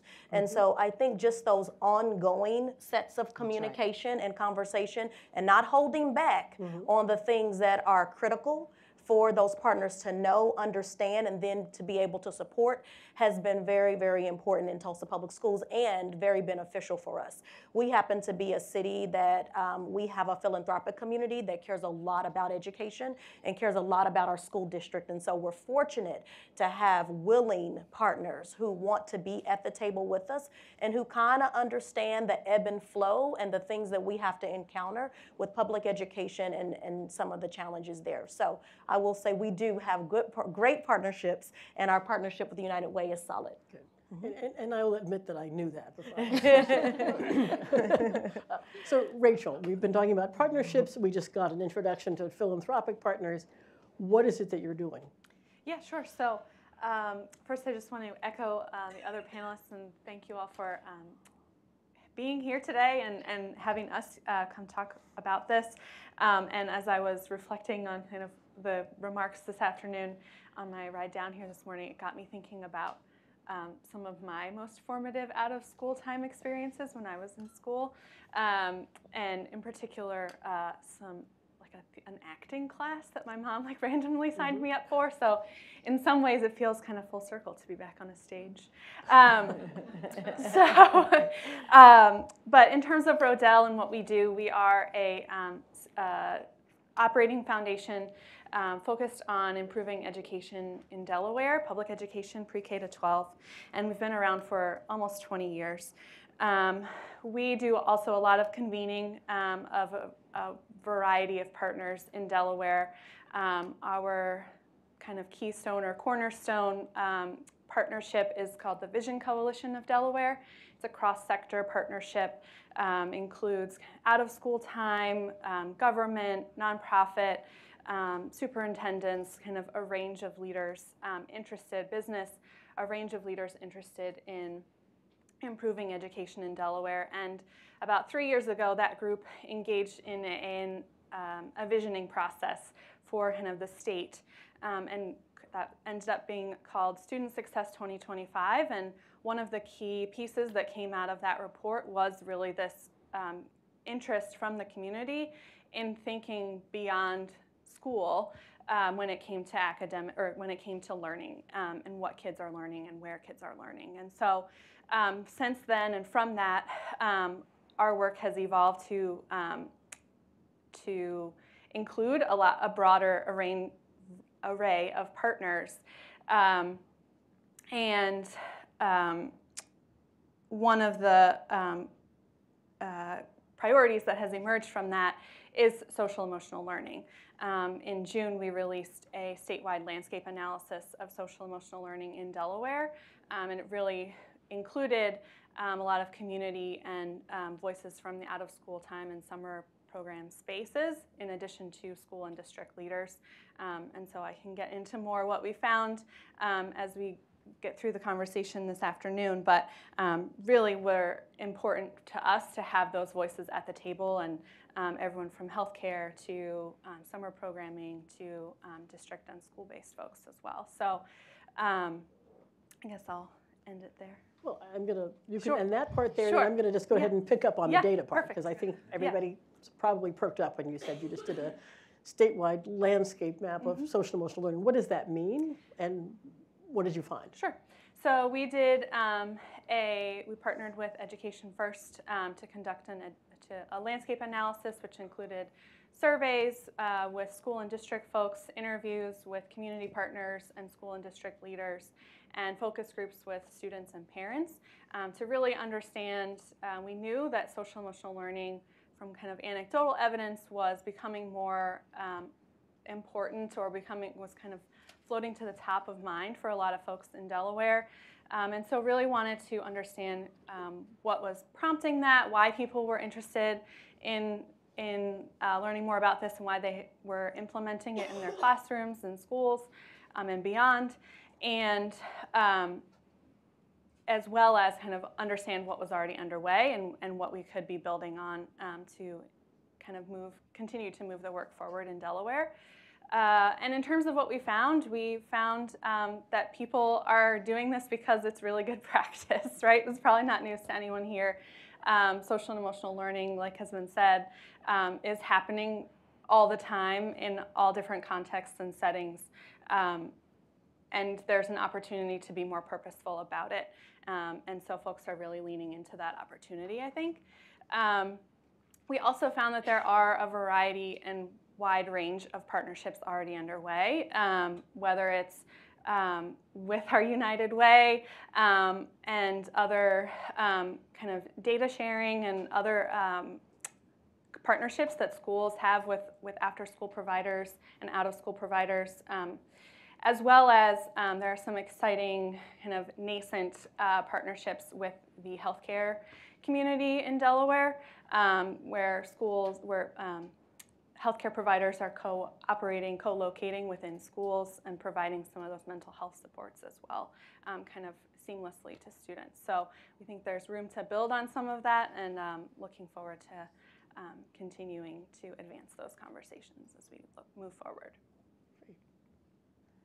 Similar kind of landscape analysis that you all have been doing when you're trying to, at the community level, or as you're supporting United Way's thinking about this, encouraging folks to say what's out there, both in terms of who you might partner with, but we'll come back and just be curious about, as you saw in one of the slides, eventually sort of unbundling what we mean by social and emotional learning in the same way that we want to unbundle what we mean about the where and when gets important, so we're not just sort of saying the same words over and over again. But first, any nuanced data that you all brought in to figure out who's partnering with whom, who potential partners are? How do you sort of get a map of that landscape? I'll start. Yeah, you can start. So locally, a lot of United Ways invest in needs and asset mapping. So they usually fund that work. Usually it's at the start of maybe they're thinking about doing some work in education and just need to have a better understanding before you go in of what the landscape looks like. And do that by community and really understanding sort of, especially when you're working with school feeder patterns, that you are drawing from children and youth from surrounding communities that may be inequitably resourced, even attending the same school in terms of what access they have to resources and supports outside of the school. So, example of that is our United Way in Greenville. We did a Middle School Matters initiative a couple years ago as part of the work we did with Ready by 21, and they did a needs assessment to understand, going to institutions like public libraries and parks, and what is it that young middle schoolers had access to both in the school setting and outside the school setting, and looked at that really broadly, contracted with someone to do that outside of the United Way who had that expertise. And that was part of the data. That wasn't the whole picture, because they also engaged parents and school leaders to get a really full picture. But that's typical of the kind of work that United Ways do. And then a lot of times they're also part of reporting back out to the community and sort of doing a report of where we are as a community in terms of providing those resources and supports to young people. And then I'll say more about the data that they're also doing in terms of data sharing when we get into that. But I think in terms of just mapping, that's really where it's at for most United Ways. So I'll just add that we have a lot of work to do in the public school setting. I think that we have an opportunity to work collaboratively with our State Department of Ed, and we have started that partnership regarding what resources can they then help us as a district with in order to better understand what's happening across the state of Oklahoma as it relates to social and emotional academic learning. I will say that due to the support that we're receiving from the Wallace Foundation, we do have data sets through RAND data that we collect for the what's called phase 1 sites, which is our 5 pilot sites, if you will, for the work. In addition, our district has taken on a need or a want to better understand the students' social and emotional and academic needs through giving the panorama data. So we do put out a local set of data collection for our students and teachers, but as it relates to data sharing across a major system of like our district and then other districts, as well as like how we're doing across our state, a lot of opportunity for growth there, a lot of conversations that are being had regarding how to bring it into one place, because there's data lingering around all over the state. And so it's so very important that we figure out how to mine that and bring it all together into one place. And those are conversations that are happening. And if I can quickly add to that, I would say that United Ways have been part of that work too. In terms of whether it's through community schools or early warning and response systems, sort of the strategic partnerships that they have with schools and school systems. And so a lot of United Ways have actually gone down the path of creating data sharing agreements. And where they've been successful, I would say the commonality is that United Way treats the data as the school's data and understands and outlines very specifically and usually requests the data on behalf of a set of partners, funded and non-funded, that are sitting as part of that initiative. And it's very specific about who has access to the data, for what purpose, for what duration, and how it will be treated. And so I think first respecting that our school partners really do have to do their due diligence around FERPA, and also understanding that a lot of the time it's a capacity challenge, that schools are being asked by multiple players in the system. We have United Ways that fund hundreds of agencies, and imagine being a school and being asked to at different times, and you got one data person, if you're lucky, sitting either at the school and the district being asked for what is often the same data time and time and time again. And so United Ways have often tried to come into that and say, we will orchestrate this data sharing agreement on behalf of these organizations, and here's how we'll use it. There's still a lot of work to be done, and again, it's built on trust. You don't come in asking for data. Usually the United Ways that have been successful have longevity, and they've had long-standing relationships with schools, and they've already delivered. So there's a trust to know that the United Way is going to do what it says, and that they're using the data for the right reasons, and then also being clear about what data for what purpose. There's been good research that shows what data matters to us. What is the data that we really should collect to understand students' trajectory, and just asking for that. Good. All right. So we're clearly going to just dig into the data topic.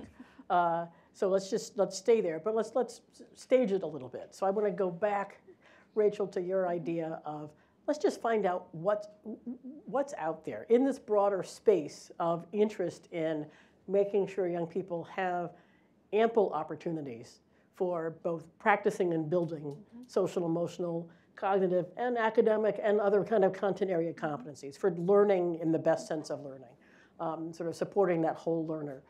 You started by saying we just had to ask, A, who thinks this is a good idea, and B, who's doing something about it.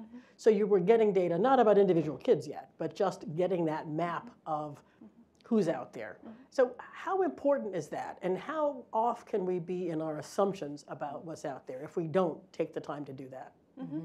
Yeah, I think picking up on one of the comments from the previous panel about duplication of efforts, for us it was really important to get a sense not just of who was out there and what were they doing, but also where were they and where weren't they. That from an equity perspective was really important for us to be thinking about and to have a really clear picture of, Delaware has some pretty rural populations, and there's a very different level of access that those students have compared to some of their more suburban and urban peers in terms of job opportunities and things like that.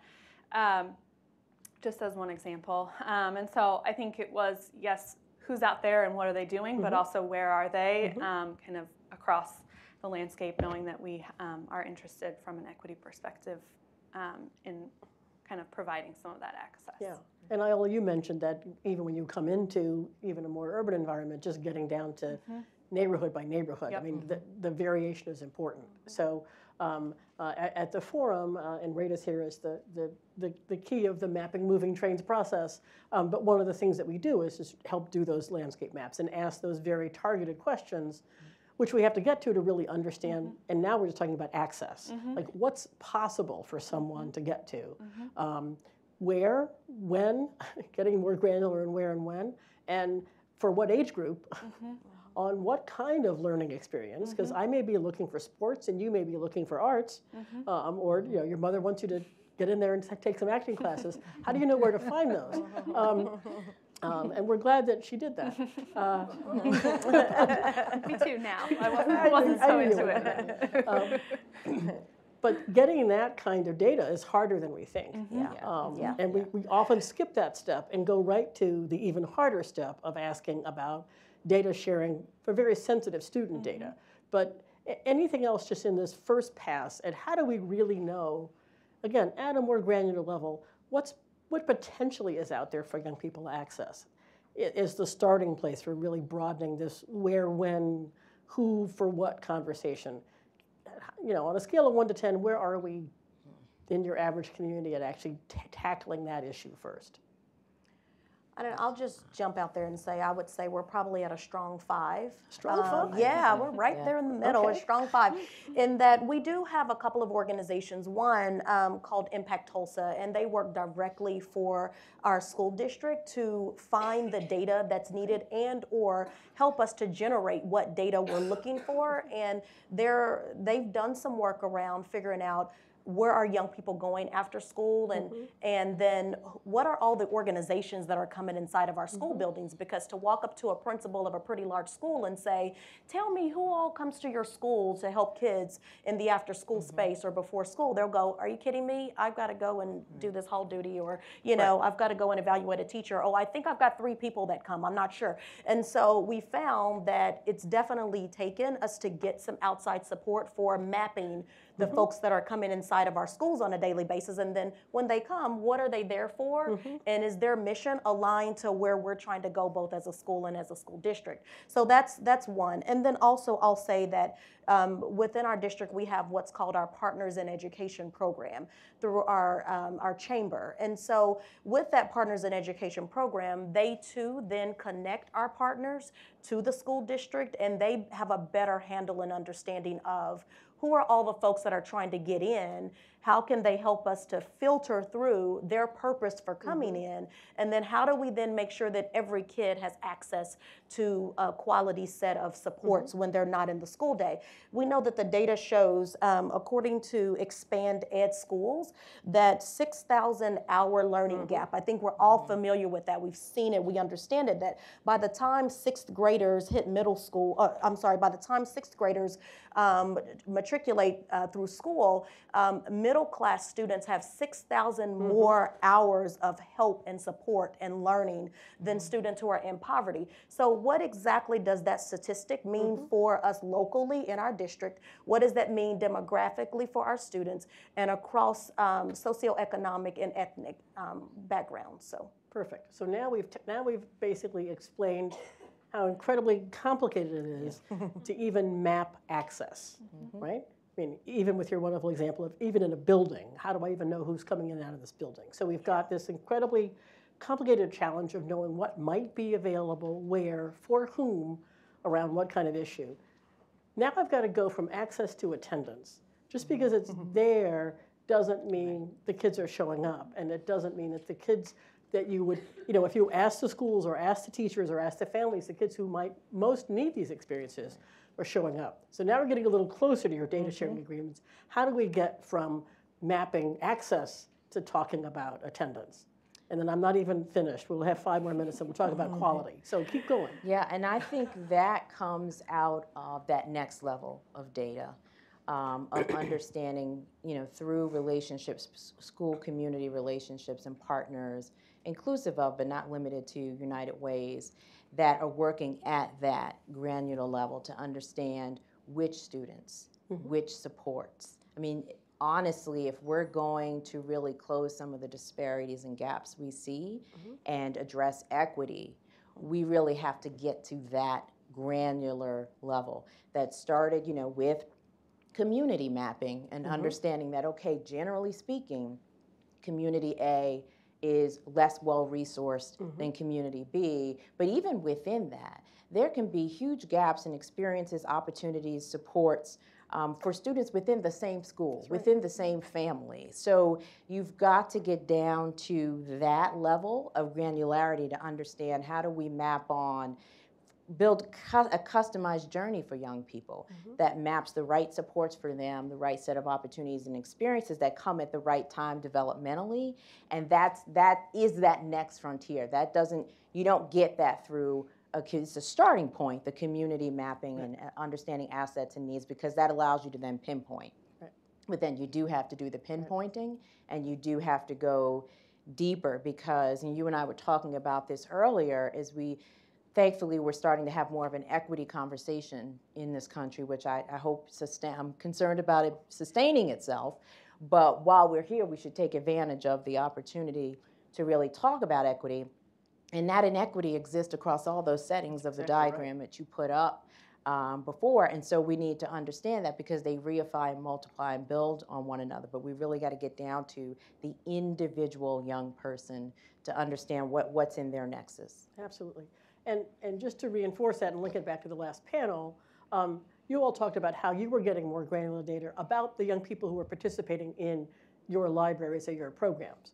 But if we don't get to this broader level of data sharing and data agreements, or just get to the agreement that somebody is asking, and somebody could be the schools, because for the most part kids are attending there, if we broaden the definition of attendance beyond, were you in this building today, to were you in any of these named learning opportunities today that came out through this mapping, do we get closer to being able to have the kind of data that lets us really tackle equity? Let's just really just blow the cover off of the amount of disparity that we have in learning opportunities that adds up to those thousands and thousands of hours by 6th grade. that's right. So are you all ready to tackle that? And And I'll just add, jump in on a point from just now. I think of one of our partners is a healthcare provider in Delaware who offers internship opportunities for students in the summertime who are interested in the exploring healthcare field. And one of her anecdotes that she shared in developing the landscape analysis was she has multiple students, over half of her students every summer, who work with her who need a ride and need lunch when they get to work and things like that that she hadn't anticipated when she launched this program. And so there's even kind of barriers like that, you know, whether it's a community partner or employer, you know, folks need to be prepared to kind of address and support students kind of throughout their process too, I think. Absolutely. So I mean, we're just building this up to the crescendo that's going to call time on us. But the point that you just made is really important, because we can say we now have a map of access. We can now say we now understand attendance, where young people are showing up. We have to then assume, we have to give young people and their families the benefit of the doubt that if they're not showing up, and these are quality appropriate opportunities, there's a reason they're not showing up. So how do we now ask those questions that get in the way of actually taking advantage of the opportunities that are out there? So now that's another level of information that we have to have, which really means that somebody has to be in relationship with those young people and families. If we're not getting that information individually, which you are if you're the person who's recognizing that this young person needs a ride and they need lunch, if they're going to show up and take advantage of my opportunity consistently. Where do you funnel that information up? That's also a part of having an infrastructure here. Otherwise, it feels like the burden is on me to pay for lunch and pick up a kid, or you know, begrudge the fact that I've offered an internship and now they're not showing up consistently. So where does this information bubble up that really allows us to really make sure we're making sure how we maximize those opportunities? So I'm going to take us to the last question and then open it up for questions from the group. And the last question is really the second thing on our list of recommendations, and on the list of recommendations for the whole commission, is this idea about adult capacity. So as we have significantly broadened the definition of where and when and who gets involved in helping us make sure young people have these kind of learning opportunities, what does that mean for how we tackle the question of quality and the question of making sure that adults who are in all these spaces, who weren't necessarily trained to do any of this stuff, are actually having the skills and competencies that they need to have and the supports that they need to have to do this? So how do we tackle that question? And then I'm assuming we have about 8 minutes for, thank you. Yeah, there was a book that was once written called "If You Don't Feed the Teachers, They'll Eat the Students." And so it's a real book. And so when you asked that question, it made me think about that book, because what we found is that just as much as we know we have to pour into our young people, it's so very critical that we equally pour into our adults and bring them right there along with our students. In our district, we have a motto that's been coined by one of our principals, that you have to forgive students every 5 minutes. And what we found is that our adults are struggling with sometimes what it means to let things go, because they too have emotions and they too have to manage their social and emotional moods and temperaments, and they're human too. So in that, we've realized that it's so very important that we get them the training and the professional development that they need to be successful. So we're excited to have opportunities and partnerships with the CASEL organization. So we do have our adults to get training in and the practices that are put out by CASEL, as well as WICARD. We are fortunate through the work with the Wallace Foundation to have WICARD as one of our partners in this work. And we have several partners that we don't have enough time right now to really dig into, but I will say that as a district, we had to be very intentional about the type of help that our teachers and adults need in this work. Because, you know, when you step into education, people just infer and assume that you actually love children and that you actually want to see them to greatness. And what we found is that, yeah, that's a part of it. However, when the student just finished doing that right there, or when they're acting out of unfortunate traumatized situations that they faced, what does that mean for me as the adult, and how do I then situate myself in that work? I will do a quick plug for one of the things we've tried to do as far as taking strategy and philosophy and thinking and pedagogy, and how do we actually bring that all the way down to a day-to-day practice and level of support for adults. So in our district, we started for our novice teachers, our 0 through 4-year teachers, we started what's called Care for Teachers. And really, it's very simple. It's just a phone number that teachers, when they feel as if they've exhausted everything they know to do, before they decide to completely walk out of our district, before they decide that just working with young people is not going to work for me, we say, wait, don't. We have hope for you. And I brought an exemplar. I had to show you. All right, so, and basically what it is, we hand this out to novice teachers during new teacher induction, and it just basically says, we're here for you, both professional development, direct support, and personal support. And so call us before you decide to walk away from this awesomeness that's all around you. And so having said that, we've realized that training and support, making sure that they trust us enough to give us a call or to let us know when they're at that moment, and then making sure that our partners are solid around ongoing professional learning and support for adults while we're trying to get the social and emotional needs met for students. All right. Okay. I'll quickly add, if we have time, let me see if we have time. What I'll say is, as a former teacher, I never thought about eating my high school students, but I could have used that phone number for a couple times. But I'll say quickly, you also need to lean on partners. You know, United Way's, the leverage that you have as a funder and as someone who works across systems and across sectors is that you can invest in the capacity of all the human beings that touch young people, includes school educators, but also includes after-school educators, also includes volunteers. A lot of our employee volunteers that fill that third space for young people. And so we're able, through a lot of the investments that United Ways make, to build in a portion of that money to support professional development and training. And so things like Weichert have been also investments that United Ways have made, for instance, in out-of-school time programs. And then also to facilitate some joint training to help. You need some institutions that can help bring educators from different sectors together to look at the social emotional learning competencies together and think about their role in that, so it's not being done always in a siloed way. Good. All right, I'm turning this way to my one question. We have time for one question. Make it good. Who's got it? Question? Okay, I'll ask it then. Okay. Quiet audience today. So I would really love to hear from you guys what you think is the most important ingredient to nurturing, fostering, and sustaining partnerships. Because we've heard about so many different things. I want to know what you put at the top of your list. One. I'm all about one. Rachel. I think so. For us, I think it goes back to a lot of the trust and kind of the foundation that needs to be there in order to kind of not only sustain a partnership, but build it and advance it.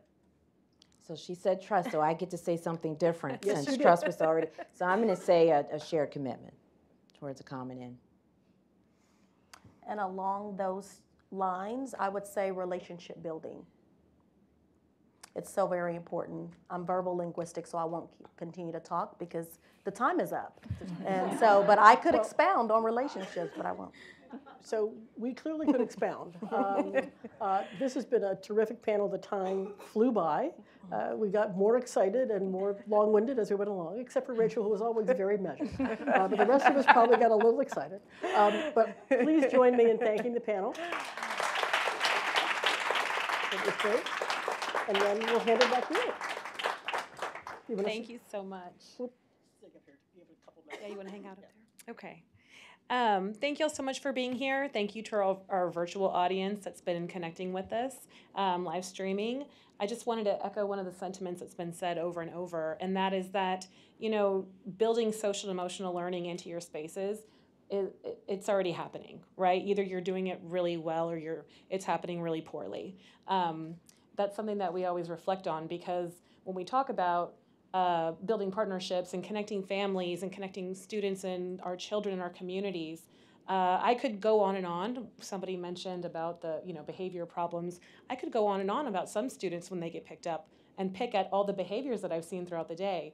But it's a much different conversation to have with families when I can connect them to people like you, right? So thank you from an educator. I'll be back in the classroom tomorrow with 14 little ones, different cognitive levels and ability levels. Think of me. This is always fun to do, because it's like one day I get to do this, and the next I'm like back with my kids and, you know, checking schedule and potty training and doing all that fun stuff. So thank you again for everybody that's been here. I did want to mention one last thing. Where is it? Okay, so again, being an educator, thank you, and please continue to just stand by our side and advocate for what we know to be best practice for our students. Learning happens in all these places and spheres, and again, just thank you. I'm energized to take this stuff back and to bring the brief back and to share it with others. So when you go into the spaces and places where we can't be, please do the same. If there's no other questions, then we're all done. Thank y'all.